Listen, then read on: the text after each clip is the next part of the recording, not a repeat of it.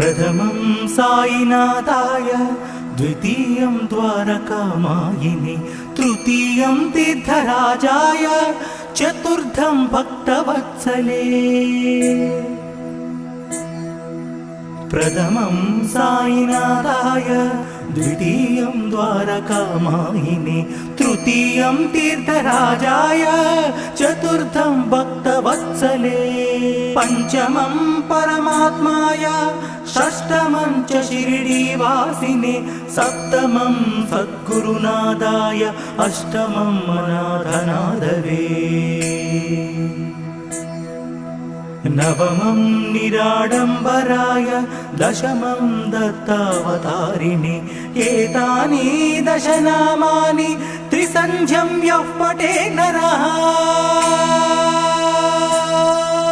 नवमं निराडम्बराय।